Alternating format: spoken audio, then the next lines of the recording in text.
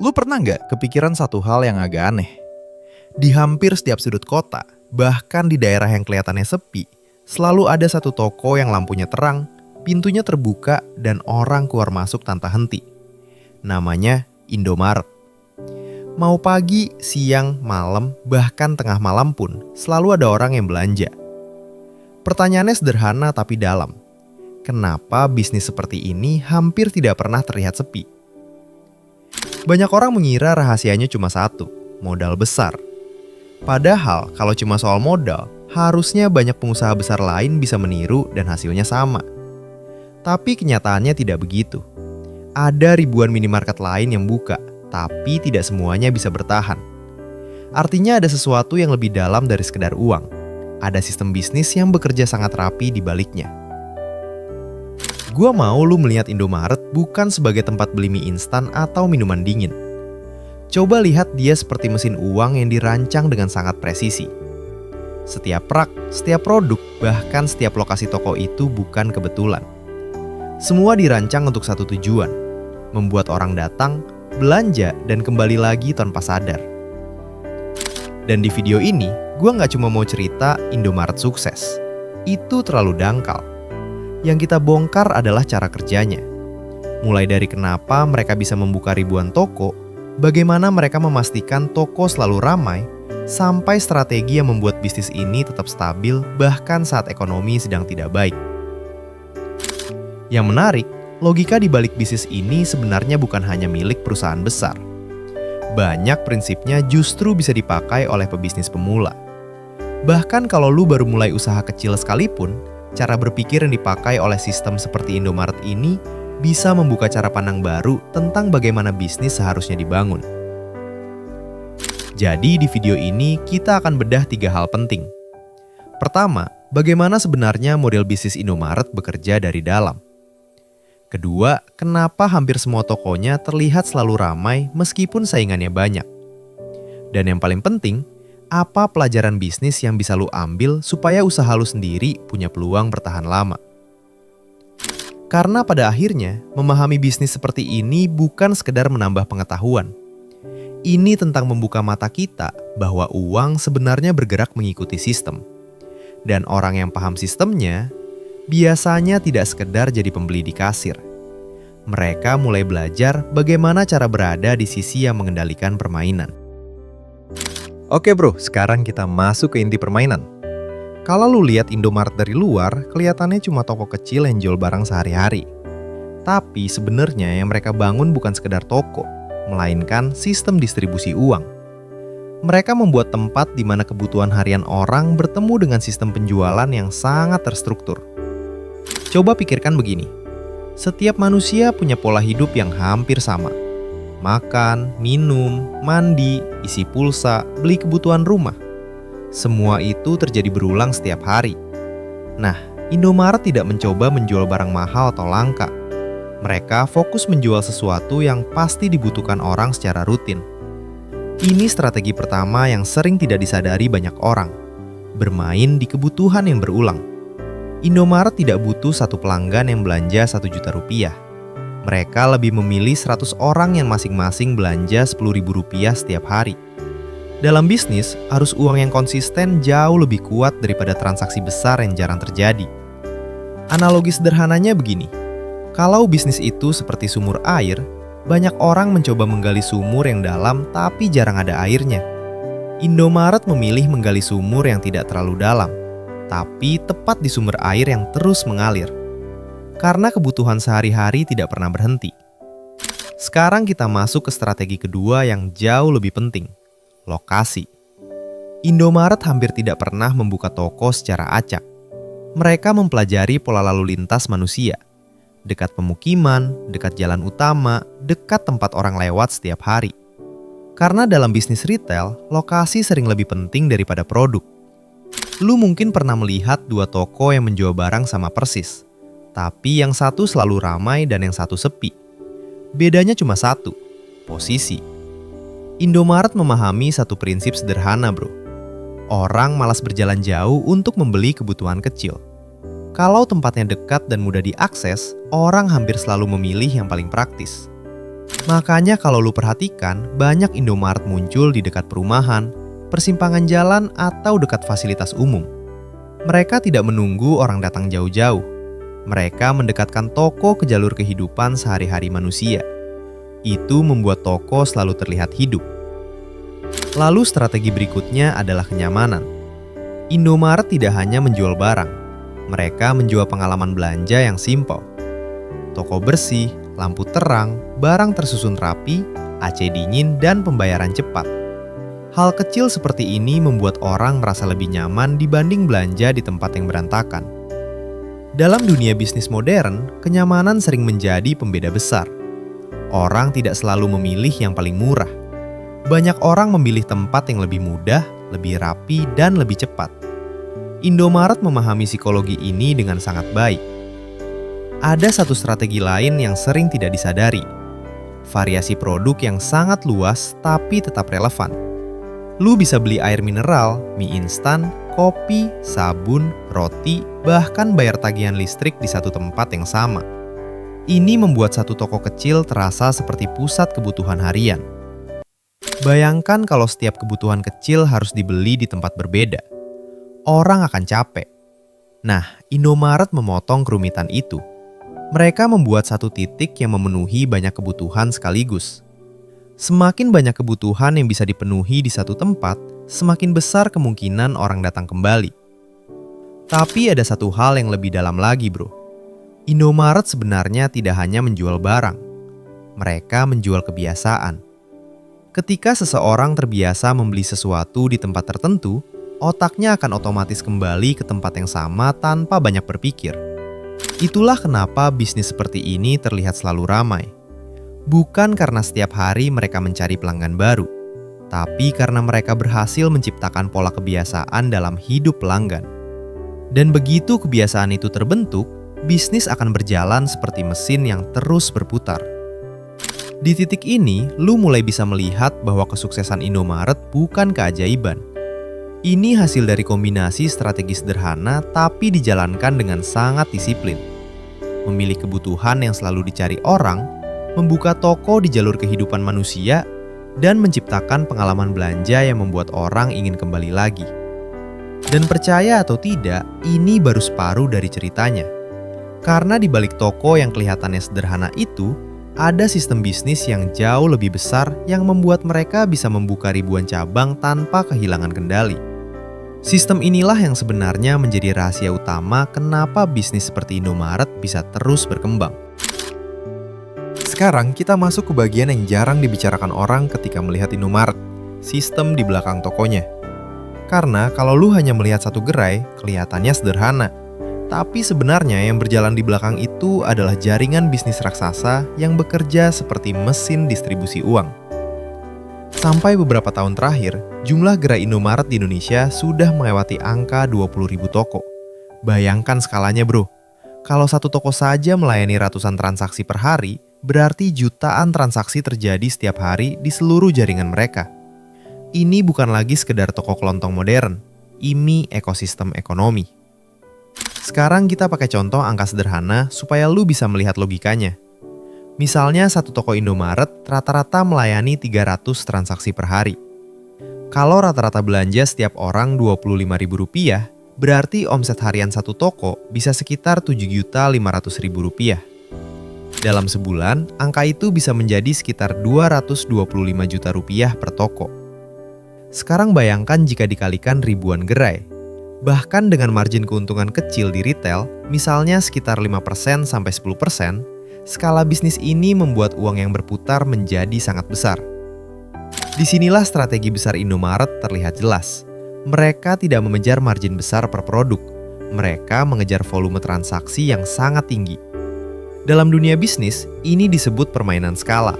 Sedikit keuntungan per transaksi, tapi terjadi jutaan kali. Analogi gampangnya begini, bro. Kalau pedagang biasa seperti memancing ikan satu persatu, Indomaret seperti memasang jaring besar di laut.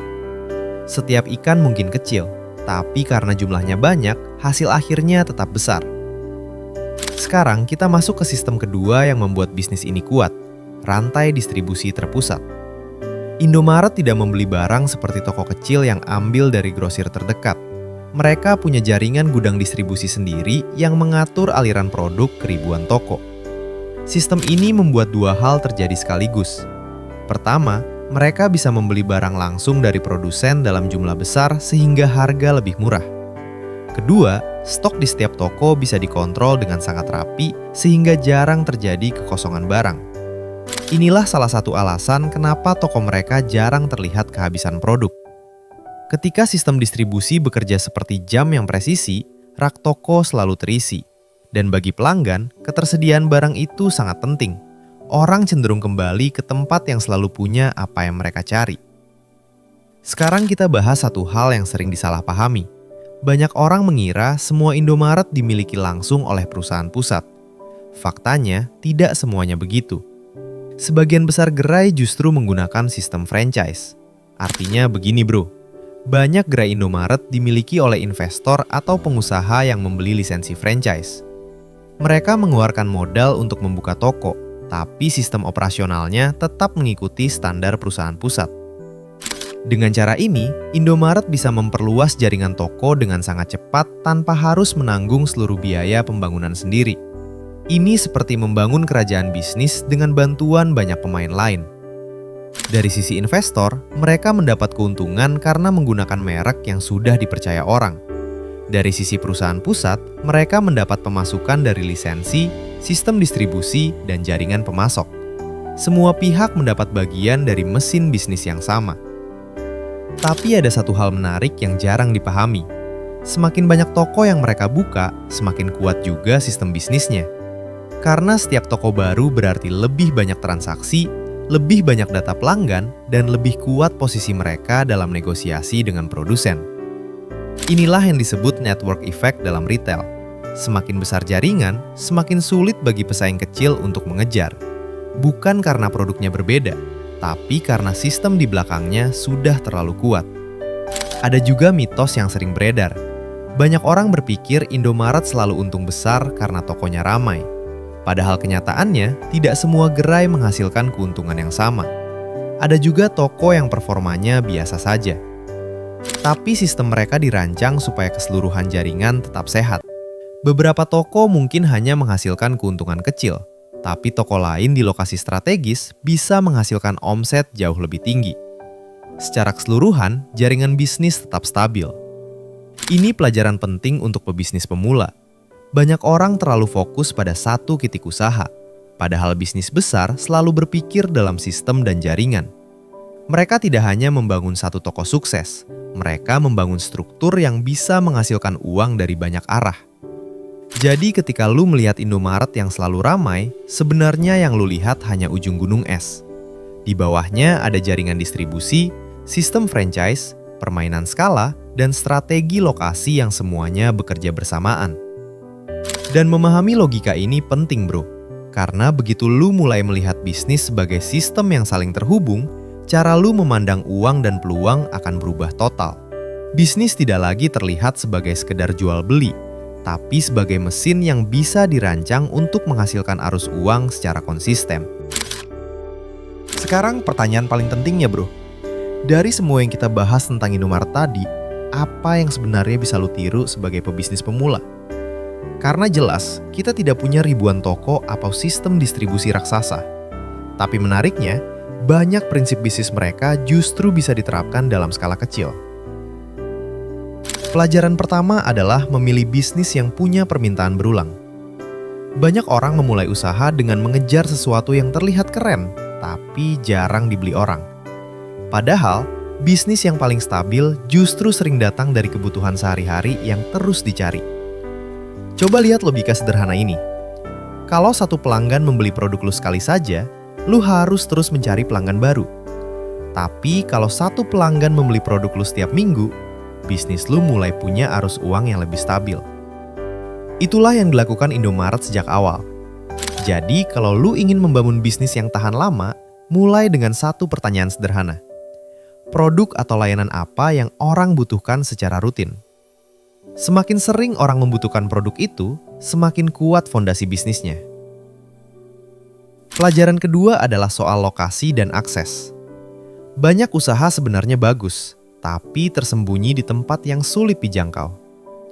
Dalam bisnis retail, kenyamanan sering lebih kuat daripada harga murah. Analogi gampangnya begini, orang rela membayar sedikit lebih mahal selama mereka tidak perlu repot. Itu sebabnya minimarket bisa tetap ramai walau harga beberapa produk sedikit lebih tinggi dibanding toko lain. Kalau lu membuka usaha, pikirkan bagaimana pelanggan bisa menemukan bisnis lu dengan mudah. Apakah tempatnya terlihat jelas? Apakah orang yang lewat bisa langsung tahu apa yang lu jual? Hal-hal sederhana seperti ini sering menentukan apakah bisnis hidup atau tidak. Pelajaran ketiga adalah membangun kebiasaan pelanggan. Banyak bisnis gagal bukan karena produknya jelek, tapi karena pelanggan tidak punya alasan untuk kembali. Indomaret membuat orang datang kembali dengan cara sederhana. Kebutuhan harian selalu tersedia di sana. Dalam bisnis kecil, prinsip ini bisa diterapkan dengan cara lain. Misalnya menyediakan produk yang orang beli secara rutin atau memberikan alasan bagi pelanggan untuk kembali. Misalnya lu punya usaha makanan. Buat pelanggan merasa bahwa tempat lu adalah pilihan paling praktis ketika mereka lapar. Kalau lu punya usaha jasa, buat prosesnya mudah dan cepat sehingga orang tidak perlu berpikir dua kali untuk datang lagi. Pelajaran berikutnya adalah konsistensi sistem. Banyak usaha kecil sering berubah arah setiap beberapa bulan. Hari ini jual produk A, bulan depan pindah ke produk B, lalu mencoba hal lain lagi. Indomaret justru kuat karena melakukan hal yang sama dengan disiplin tinggi. Produk kebutuhan sehari-hari, toko yang rapi, sistem distribusi yang stabil. Mereka tidak mengejar tren sesaat, mereka membangun kebiasaan pasar. Dalam bisnis kecil, konsistensi ini bisa berarti menjaga kualitas produk, menjaga pelayanan yang baik, dan mempertahankan standar yang sama setiap hari. Hal-hal sederhana ini terlihat biasa, tapi dalam jangka panjang justru menciptakan kepercayaan pelanggan. Tapi tentu saja perjalanan bisnis tidak selalu mulus. Akan ada masa di mana penjualan turun, pelanggan berkurang, atau persaingan semakin ketat. Di titik seperti ini, banyak orang mulai ragu pada bisnisnya sendiri. Disinilah mental seorang pebisnis diuji. Bisnis yang bertahan bukan hanya karena strateginya bagus, tapi karena pemiliknya mau terus memperbaiki sistemnya. Mereka belajar dari data, dari kebiasaan pelanggan, dan dari pengalaman di lapangan. Jadi, daripada hanya fokus pada keuntungan cepat, lebih baik fokus membangun sistem yang bisa berjalan lama. Ketika bisnis punya pelanggan tetap, aliran uang menjadi lebih stabil, dan keputusan finansial juga menjadi lebih tenang. Pada akhirnya, tujuan dari semua strategi ini bukan hanya mencari uang sebanyak mungkin.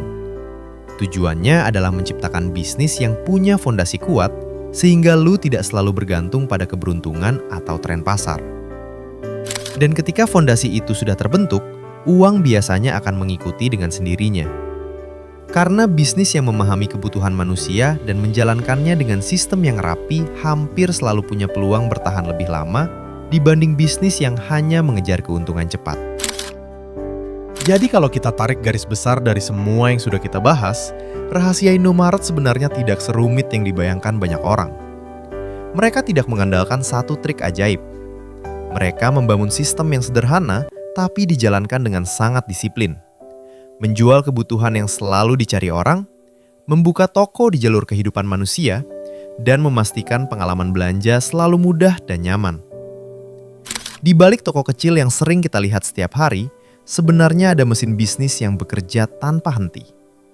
Sistem distribusi yang rapi, permainan skala transaksi, jaringan franchise, dan pemahaman kuat tentang kebiasaan pelanggan.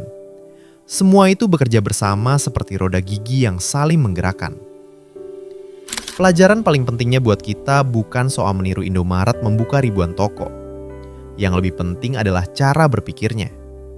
Bisnis yang kuat biasanya tidak dibangun dari ide yang rumit, tapi dari pemahaman yang dalam tentang kebutuhan manusia dan bagaimana membuat sistem yang bisa melayani kebutuhan itu secara konsisten.